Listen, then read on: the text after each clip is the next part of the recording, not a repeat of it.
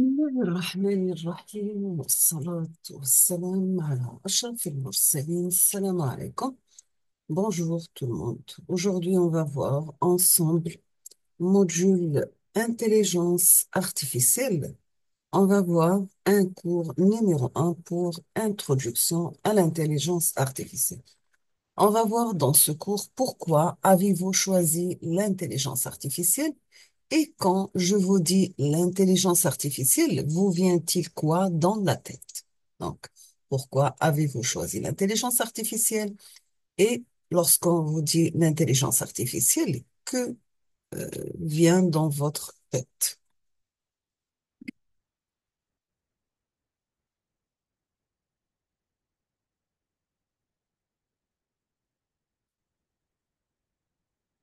On va commencer par l'intelligence artificielle. Est-elle un buzzword? Pourquoi on-t-on parler de l'intelligence artificielle? À cause de la rapidité des processeurs, donc l'avancement technologique, la qualité des algorithmes, le cloud, l'utilisation des capteurs intelligents, la quantité de données et sciences ouvertes et partagées. Quelle est la relation de l'intelligence artificielle avec les autres domaines? Est-ce que la machine est-elle intelligente? Une machine est dite intelligente si elle reproduit le comportement humain dans n'importe quel domaine et si elle modélise le fonctionnement d'un être humain. D'accord? Toujours on dit qu'une machine, elle est intelligente lorsqu'elle reproduit le comportement humain dans n'importe quel domaine et modélise le fonctionnement d'un être humain. Qu'est-ce que l'intelligence? Tout simplement, l'intelligence réside dans la faculté de comprendre, de saisir par la pensée. C'est l'aptitude à s'adapter à une situation, à choisir en fonction des circonstances. Le but de l'intelligence artificielle, bien sûr, est de concevoir des systèmes capables de reproduire le comportement de l'humain dans ses activités de raisonnement. Nous avons en 1952, Alan Turing, l'un des fondateurs de l'informatique, avait déjà réalisé un programme de jeu d'échecs proche des systèmes experts. Il fallait une demi-heure pour que la machine propose chaque coup. En 1956, le séminaire de Dartmouth a réuni des scientifiques pendant 10 semaines. Ces scientifiques essayèrent de définir l'intelligence artificielle. L'un des objectifs fondamentaux de ce séminaire était de comprendre ce qui était l'intelligence à travers d'outils informatiques avec un autre langage que celui des êtres humains. Est-ce que les machines peuvent-elles penser? Donc, ils ont fait un test de ce qu'on appelle un test de Turing. Évidemment, toutes les réalisations actuelles sont bien loin de pouvoir passer ce test. On passe à la définition, donc la possibilité de comprendre, apprendre et agir, ce qui implique vraiment, c'est apprendre de la connaissance. Utiliser la connaissance sur de nouveaux cas, c'est l'utilisation des compétences et la connaissance. L'adaptation avec un nouvel environnement, automatiquement, ça conduit au auto-changement des compétences et des connaissances. Reproduire le comportement de point de vue humain et de point de vue animal. John McCarthy, l'un des fondateurs de l'intelligence artificielle et inventeur du nom, disait dès que ça fonctionne, ce n'est plus de l'intelligence artificielle. Le terme intelligence artificielle serait donc consacré uniquement à ce que relève de la recherche. L'intelligence artificielle vise à faire exécuter par l'ordinateur des tâches pour lesquelles l'homme est actuellement meilleur que la machine. Nous avons En 1985, Charniak et McDermott, ils ont fait des études la faculté mentale à l'aide des modèles de type calculatoire. Paul et Hall, en 1998, c'est la conception d'agents intelligents. On trouve en 1990, Rich et Knight, c'est les disciplines étudiant la possibilité de faire exécuter par l'ordinateur des tâches pour lesquelles l'homme est toujours meilleur que la machine. Bolam, en 1978, l'automatisation des activités associées au raisonnement humain, telles que la décision, la résolution des problèmes, l'apprentissage, etc. Winston, en 1992, l'étude des mécanismes permettant à un agent de percevoir, raisonner et agir.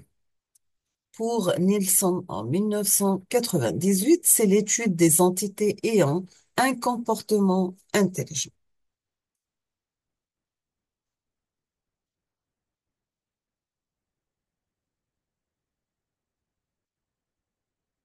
Toujours on arrive à l'intelligence artificielle suite avancement dans le domaine de l'électricité et de l'électronique.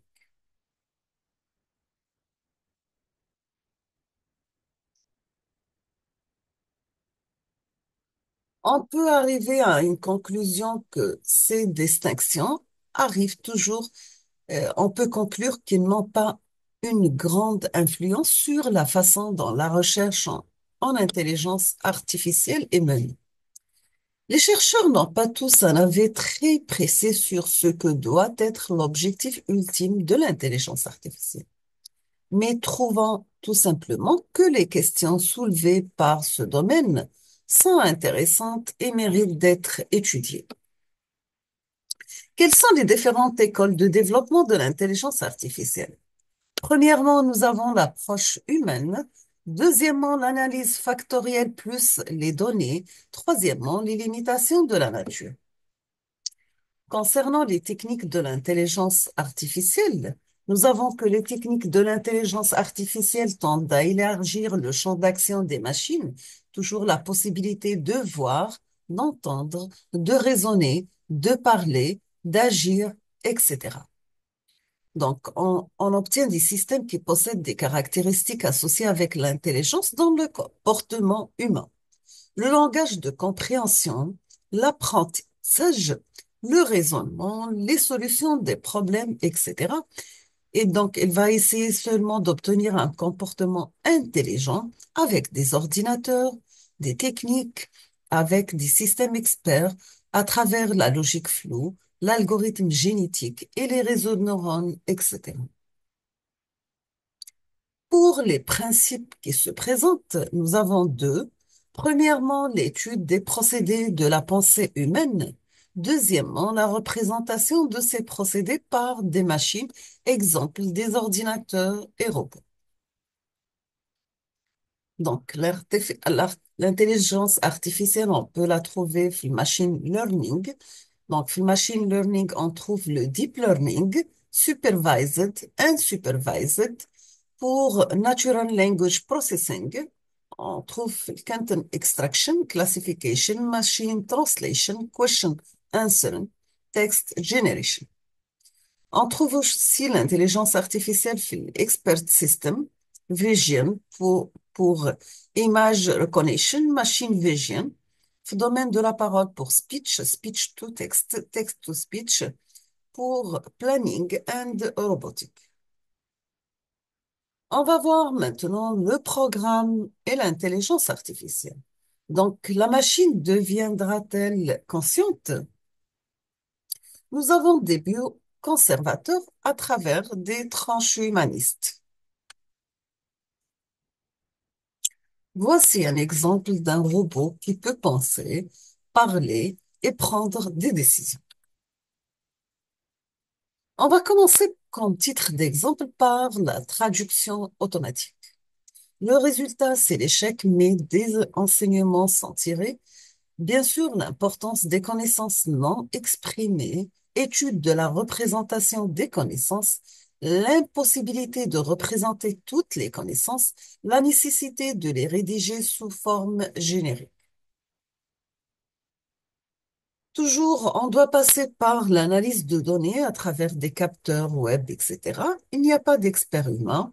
L'utilisation d'un expert humain, implique trop, elle est trop coûteuse ou trop peu performante.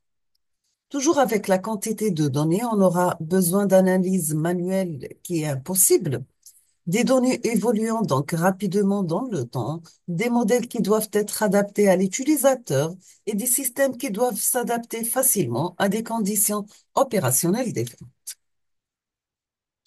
Voici un exemple de un système de reconnaissance faciale de Facebook. Tag toutes les photos de votre mur, retrouve automatiquement toutes les personnes qui ont déjà un profil Facebook.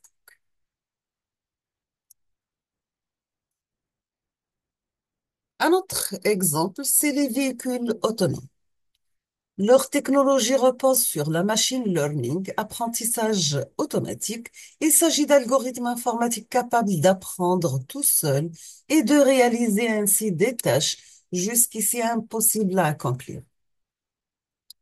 Pour les big data, on trouve 96 millions de messages sur Instagram, 200 millions de nouvelles photos et 456 millions de mises à jour de statuts dans Facebook, 645 millions de tweets, 5,5 milliards de requêtes sur Google, 417 milliards de messages sur WhatsApp.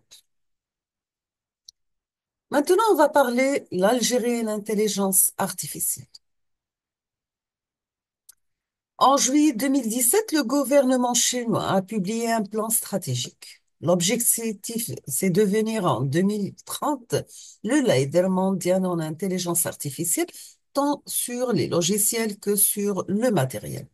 La Chine va fabriquer ses propres puces spécialisées, donc ne plus dépendre des fournisseurs américains. Le pays possède une réserve d'usage énorme, donc, ce qui implique réserve de données gigantesques. L'année 2016, ils ont arrivé à 751 millions d'internautes en Chine, la population du continent européen. Donc, l'enregistrement de la population algérienne plus avis sur le logiciel dans la période Covid algérienne. Le start-up américain Lemonade assure les locataires et propriétaires d'appartements sans slogan. Vous avez 90 secondes to get insured, 3 minutes to get paid, 80 secondes pour être assuré, 3 minutes pour être indemnisé.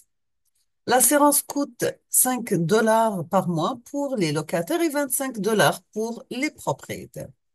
Cela grâce à un moteur d'intelligence artificielle couplé avec un agent conversationnel, le chatbot, logiciel qui crée une forte d'assurance, pardon, qui va créer une offre d'assurance à partir de données que le client lui fournit à travers une interface.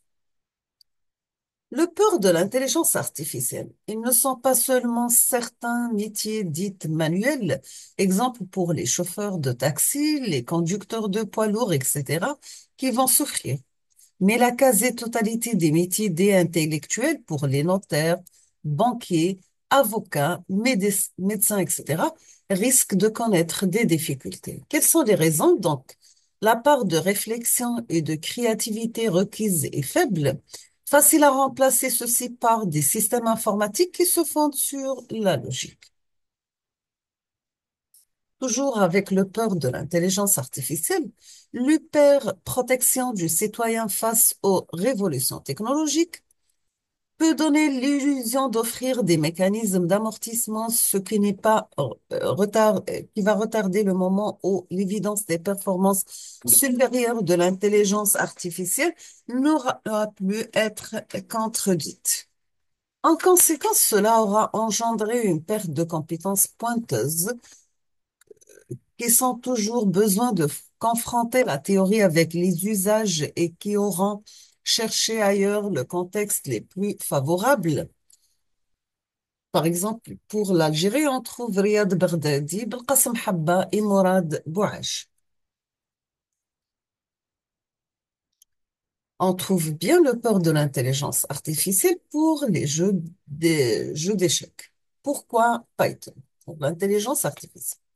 Nous savons que Python, c'est l'un des langages les plus utilisés actuellement. Apprendre et se familiariser avec un autre langage avant d'obtenir le master, l'un des langages les plus utilisés dans l'intelligence artificielle. Pour le Python, il existe une autre permis large utilisation, data science, machine learning et big data. Ils ont plusieurs bibliothèques et d'autres avantages et sont source libre, compatibilité avec les plateformes et moins de codage, etc.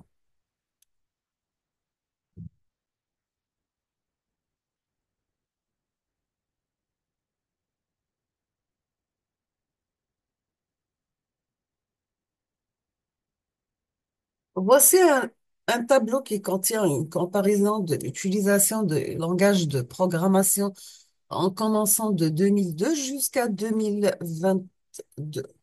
Donc, pour le Python, c'est Java, C++ et C++.